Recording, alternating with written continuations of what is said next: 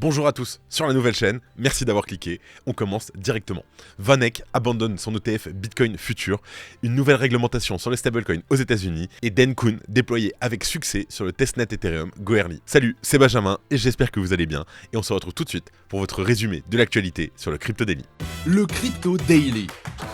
Et avant de commencer, n'oubliez pas de vous abonner tout de suite sur cette nouvelle chaîne pour rester au courant chaque jour de toute l'actualité crypto, Web3, etc. Et en première news, VanEck va retirer son ETF stratégie Bitcoin de la bourse de Chicago après le 30 janvier. Alors, cet ETF qui investit dans des contrats à terme Bitcoin est liquidé en raison de sa performance et de l'intérêt limité des investisseurs à son égard. On en parle dans un instant. En deuxième news, Jérémy Allaire, le CEO de Circle, prédit l'adoption d'une loi sur les stablecoins aux États-Unis pour 2024.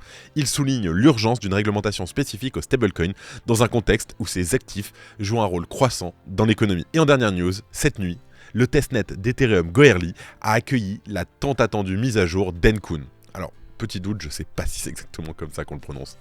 C'est une étape importante avant un déploiement sur d'autres réseaux de test ainsi que sur le mainnet. On vous explique tout dans quelques minutes. Mais avant tout ça, et comme d'habitude, le coin du marché.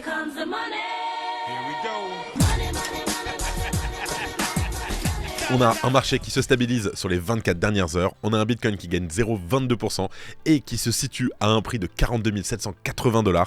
L'Ethereum lui perd 0,29% mais se maintient au-dessus des 2538$. Le BNB gagne 0,74% tandis que le Solana redépasse les 100$ après une hausse de 3,5%. À tous mes Solana Boys, on pense à vous. Le XRP et l'ADA chutent respectivement de 0,98% et 0,84%. Et pour finir, l'AVAX augmente de 1% et le Dodge lui stagne avec une très légère hausse de 0,03%. Let's go, on passe aux news.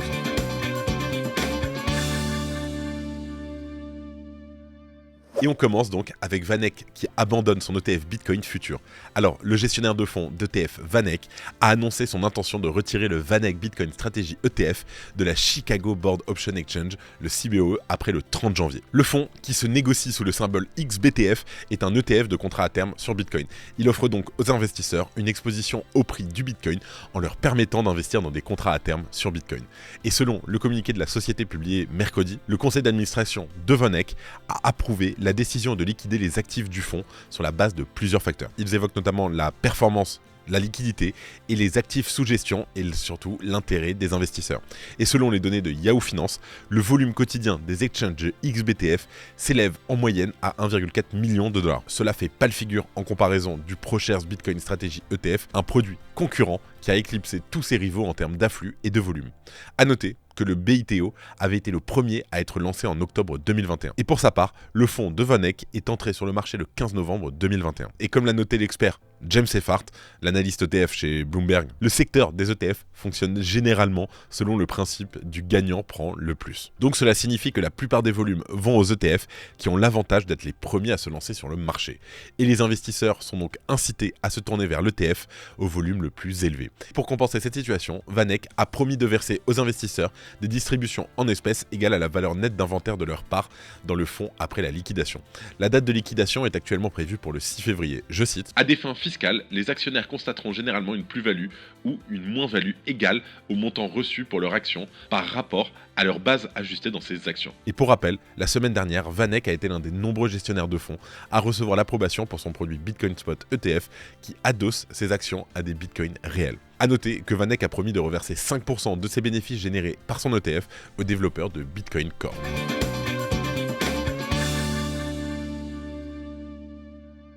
Et en deuxième news, une nouvelle réglementation sur les stablecoins aux États-Unis. Alors, les stablecoins occupent une place définitivement à part dans le secteur des crypto-monnaies, tout simplement parce qu'ils s'imposent comme une passerelle entre cette économie numérique et bien sûr le roi dollar. Et alors que certains s'inquiètent énormément du développement important de cette économie de la stabilité numérique, d'autres y voient un véritable atout pour le dollar. Une divergence d'opinion à l'origine d'un traitement réglementaire particulier, source de conflits sur le territoire des États-Unis. Cette situation insolite a initié un rapport de force entre la société Circle, donc les maîtrise du stablecoin USDC, et bien entendu la SEC des États-Unis au cours de l'année passée. Et pour Jérémy Allaire, donc le patron de Circle, l'instance de régulation n'a pas les compétences pour légiférer dans le domaine. Et c'est dans le cadre du 53e Forum économique mondial que Jérémy Allaire vient de prendre la parole au sujet de la réglementation des stablecoins aux États-Unis. Et toujours selon Jérémy Allaire, seul un véritable projet de loi taillé sur mesure permettrait d'accompagner sans étouffer, et c'est très important, ce secteur qui est désormais estimé à 100 140 milliards de dollars. Et une loi en la matière est actuellement en attente d'approbation à la Chambre des représentants. Le compte à rebours est donc lancé. Et de son côté, le patron de Circle se dit confiant. Il envisage une adoption effective pour le courant de l'année 2024. Je cite : « Je pense qu'il existe un désir très fort d'agir et d'affirmer le leadership américain et d'impliquer les bonnes protections des consommateurs. Et donc, je pense qu'il y a de très bonnes chances que cela soit adopté cette année. » Donc une dynamique fortement accélérée par l'approbation des ETF Bitcoin au comptant. Jérémy Allaire envisage d'ailleurs cette étape historique comme un accélérateur de ce qui peut arriver avec l'USDC. Et donc le patron de Circle est donc confiant vis-à-vis d'une réglementation US à venir sur le secteur des stablecoins. En parallèle, l'entreprise travaillerait sur une possible introduction en bourse de la société Circle au cours de cette année. On a donc un programme bien chargé pour Circle, mais attention, on ne sait pas encore à quoi va ressembler cette loi, et elle peut être bien, mais elle peut aussi aller dans le mauvais sens. Dans tous les cas, on vous tient au courant.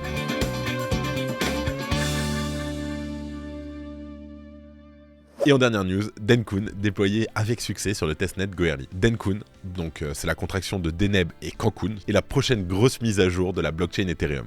Avec une partie axée sur la couche consensus et l'autre sur la couche d'exécution, c'est cette mise à niveau qui introduira entre autres le fameux proto-danksharding de l'EIP 4844. Alors, si cet événement était initialement attendu sur le réseau principal à la fin de l'année 2023, les préparatifs ont, comme très souvent d'ailleurs, lors des chantiers aussi importants, été plus longs que prévu. Mais les travaux avancent et le déploiement de Dencun a eu lieu cette nuit sur le testnet Goerli, tel que cela avait été annoncé le mois dernier. Et pour l'heure, il est encore un poil tôt pour juger du succès ou non de cette mise à jour, bien qu'à première vue, tout semble s'être déroulé sans aucun problème critique. Les développeurs ont quand même noté un léger bug qui a dû être corrigé sur le client Prism. Au total, le hard fork de Dencun voit donc l'ajout de 9 Ethereum Improvement Proposal, donc les EIP, et l'un principal étant toujours l'EIP 4844 qui permet d'introduire des blobs de données. Les blobs de données sont censés optimiser les fonctionnements des Layer 2 quant aux problématiques de stockage de toutes les informations engendrées par des transactions de plus en plus nombreuses. Et sous réserve donc qu'aucun problème critique ne soit découvert sur Goerli, ce sera ensuite au tour des réseaux de test Sepolia puis Oleski d'être mis à jour durant les prochaines semaines. Et une fois ce processus complété avec succès, la mise à jour grandeur nature pourra enfin avoir lieu sur Ethereum. Et d'ici là, les éventuels problèmes comme celui rencontré sur Prism pourront être corrigés afin que tout soit opérationnel lors du déploiement sur le mainnet. Et bien entendu, on fera une émission spéciale juste pour ça. Et avant de terminer, les actualités en bref avec notre partenaire Swissborn.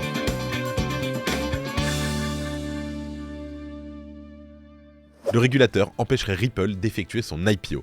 Alors Ripple Labs retarde son entrée en bourse en raison de l'environnement réglementaire hostile des US envers les cryptos. Et le PDG de Ripple envisage une introduction en bourse dans une juridiction étrangère due à la position de la SEC. Le hash rate de Bitcoin chute drastiquement. Une récente vague de froid au Texas a entraîné une baisse de 34% du taux de hachage de Bitcoin, tombant de 629 exahash à environ 415 exahash. DYDX dépasse Uniswap en termes de volume. Alors la plateforme d'exchange centralisée DYDX, après son passage d'Ethereum à Cosmos, est devenu le plus grand DEX en termes de volume de transactions quotidiennes, surpassant ainsi Uniswap. Trump n'acceptera jamais la création d'une CBDC. Lors d'un discours de campagne, Donald Trump a promis de ne jamais permettre la création d'une CBDC aux États-Unis, la considérant comme une menace pour les libertés individuelles. Voilà, c'est la fin de ce résumé de l'actualité du jour. Évidemment, je le redis, mais pensez à vous abonner si c'est pas fait. Merci beaucoup et moi je vous dis à demain. C'était Benjamin pour le Crypto Daily. Merci et à très vite.